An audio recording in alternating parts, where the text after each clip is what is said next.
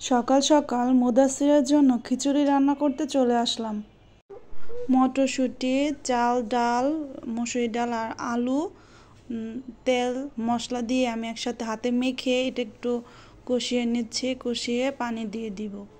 আর মুরগি সাথে দিয়েছি। আর এখানে আদা, তেজপাতা, দারচিনি, লবঙ্গ সব কিছু দিয়ে আমি একটু চা বানিয়ে নিচ্ছি, লাল চা।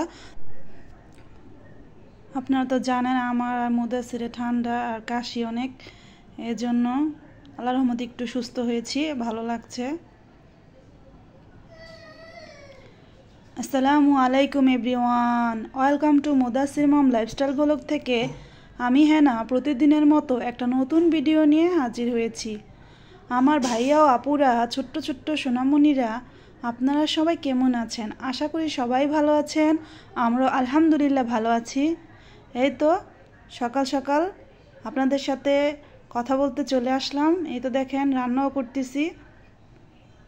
আমার ভাইয়া আপুদের বলি, আমার ভিডিও যারা দেখতে শুরু করেছেন এবং এই পর্যন্ত দেখতে দেখতে চলে এসেছেন, প্লিজ একটা লাইক দিয়ে পুরো ভিডিওটা কন্টিনিউ করবেন। আপনাদের একটা লাইকই পারে আমার ভিডিওটা আরও 5 জনের কাছে পৌঁছিয়ে দিতে। আর আমার ভিডিওর কোনো অংশ যদি আপনাদের বেশি ভালো লেগে থাকে, প্লিজ সাবস্ক্রাইব করে চ্যানেলের পাশেই থাকবেন। আর পাশে থাকা বেল আইকনটা ক্লিক করে দিবেন। এতে করে আমি ভিডিও ছাড়ার সাথে সাথে নোটিফিকেশনটা আপনাদের কাছে চলে যাবে।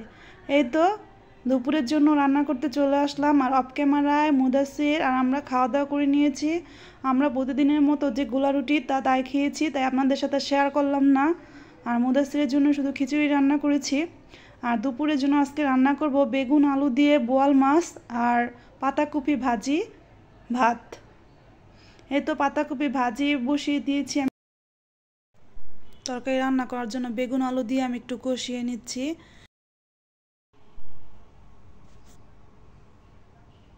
এই তো একটু ঝোল দিয়ে নিয়েছি।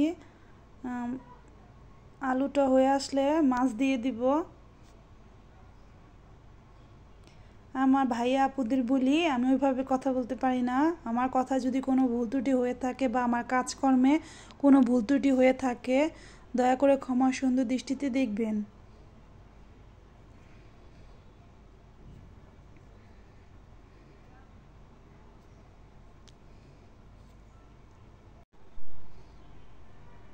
আলুটা সিদ্ধ হয়ে আসছে, তাই আমি মাছটা দিয়ে দিয়েছি।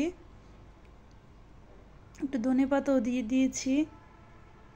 আসলে শীতের দিনে বেগুন আলু দিয়ে বোয়াল মাছের ঝোল, এই রান্নাটা আমার কাছে বেশ ভালোই লাগে, তাই আজকে রান্না করলাম।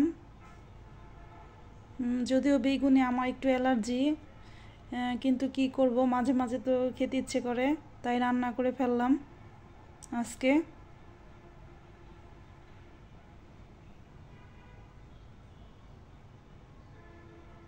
এই যে দেখেন আলুটা হয়ে আসছে, আমি দেখছি ভালো করে যে আলুটা সিদ্ধ পুরোপুরি হয়েছে কিনা।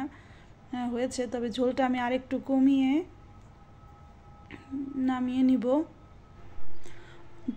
মানুষ যেমন সঙ্গী ছাড়া থাকতে পারে না, তেমনি প্রতিটা প্রাণীরও সঙ্গীর প্রয়োজন। একটি পাখি বা একটি প্রাণীকে যদি খাঁচায় আটকে রাখি, তাহলে তারও সঙ্গীর প্রয়োজন হয়।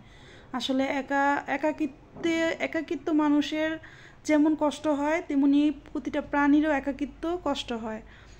আর কী জন্য বলেছি তা আপনাদেরকে বলছি। আর আমার রান্না হয়ে গেছে, আর অফ ক্যামেরায় আমরা খাওয়া দাওয়া করে নিয়েছি। এই তো কপি ভাজি, আর এই তো মাছ হয়ে গেছে, ভাতও রান্না করে নিয়েছি অফ ক্যামেরা, যেটা ওঠানো হয়নি। বিকেলবেলা একটু বোড়া ভেজেছিলাম, তা আপনাদের সাথে শেয়ার করলাম। সাদা পাখিটা হচ্ছে মাদি পাখি, আর ওই ছোপ ছোপ ওটা হচ্ছে নর পাখি। আর দেখেন এই পাখি দুইটাকে আলাদা করলে দুইটা ডাকাডাকি করে, মোট কথা দুজন থাকতে চায় না। আর দুজনকে ছাড়া থাকতেই পারে না এই পাখি দুইটা, তাই ওদেরকে আলাদা খাঁচায় রেখেছি। আর আমার একসাথে 6টা পাখি, ওই 6টা পাখি আলাদা খাঁচায় রয়েছে। আর ওরা দুইজন ওদের সাথে মিশে না। এজন্যই আমি বলেছি, প্রতিটা মানুষের জীবনে একজন পারফেক্ট জীবনসঙ্গী যেমন প্রয়োজন, তেমনি প্রতিটা প্রাণীর ক্ষেত্রেও পারফেক্ট জীবনসঙ্গীর অনেকটা প্রয়োজন। মানুষ যেমন একা বাস করতে পারে না, পাখিরাও একা থাকতে পারে না। সবাই ভালো থাকবেন। আসসালামু আলাইকুম।